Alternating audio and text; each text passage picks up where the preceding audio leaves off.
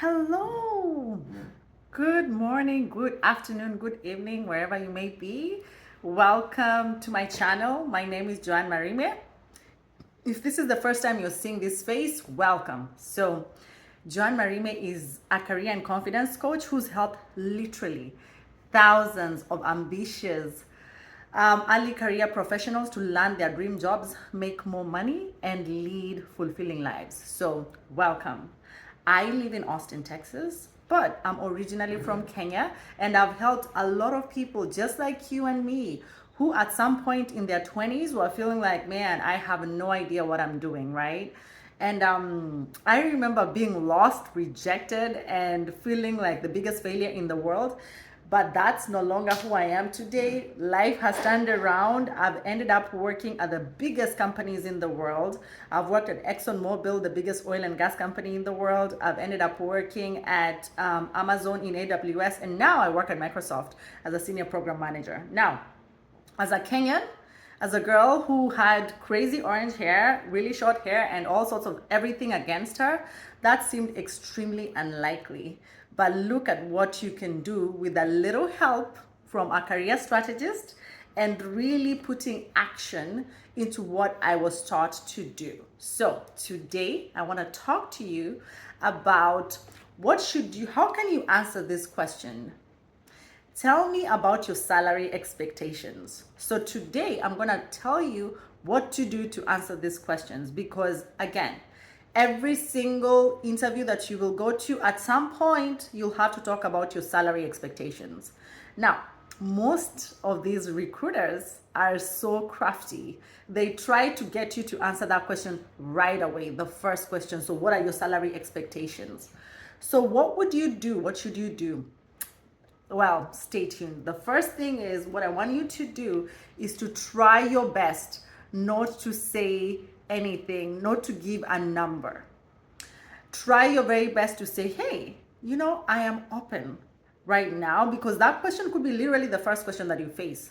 So you'll say, hey, I'm open right now. I'm really more focused on really showing you the value that I can bring to the table. And I'm super excited to learn more about your company as well. And then, I'm pretty open. I'm flexible to a compensation that could work for both of us. That's a great question. That's a great way to answer. Now, you may find, of course, there are those recruiters that insist on you giving them a salary range. The reason why that is they normally have a budget, right? So this is the time when you say, hey, can you tell me, so when they say, tell me your salary expectations, and they're insisting and insisting you have to give them a number, tell them, can you tell me what the salary range for this job is? Let them be the ones to tell you something, not you give them a number. The reason why I'm insisting that you don't give them a number is because you may lowball yourself.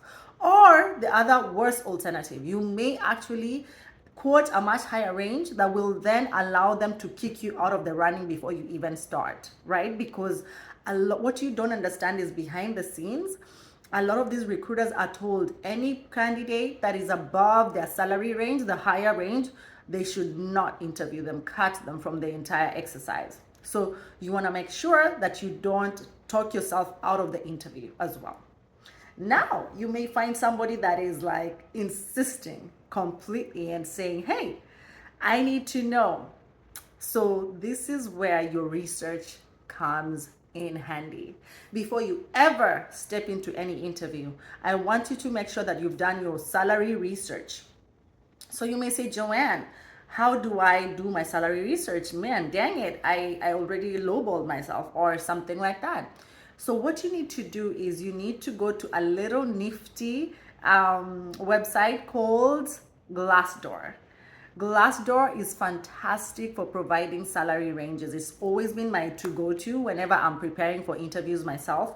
And I go in there and I put in the title, for example, program manager in Austin, Texas, for example. Once you go into Glassdoor, you're able to put it in the search engine and say program manager jobs, Austin, Texas. It's gonna spit out all the jobs that are there, and it's gonna spit out the salary ranges as well.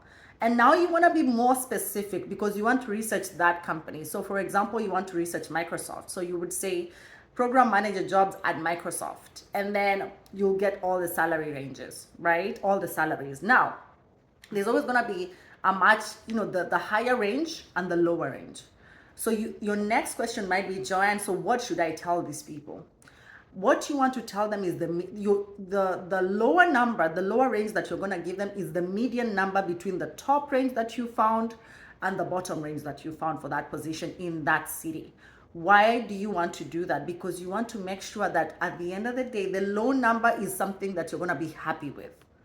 Because when it comes to the negotiation, they are going to stick to the lower number. So the lower number that you give them needs to be the number that you're happy with. Now, for the higher number, that's the salary range, the higher point should be well within whatever they've said. So for example, if the salary range is between $80,000 to $120,000 or to $110,000, then you want to give them the higher range to be, let's say, $115,000, nothing higher than that, because you also don't want to talk yourself out of the entire exercise or get yourself kicked out. Okay, so if I saw that salary range, I would then go in there and say, okay, what is the median number? The median number between 85 to 120 is maybe about what, 100. I would say 101 or 102 is my lower salary that I'm going to look to go for. Salary range 100 to 115 or 100 to 125,000 is what I'm looking for. So that means you're well within their budget and you will still be in the race, and it's a number that you will be happy with. Now, another thing that I see that candidates do is sometimes you find this question not in an actual interview, you find it in the screening questions, right? When you're just about to start applying. Okay, so what should you do? Okay, I'm gonna cover that in my next video, but for right now, I am taking in my last cohort of 2024.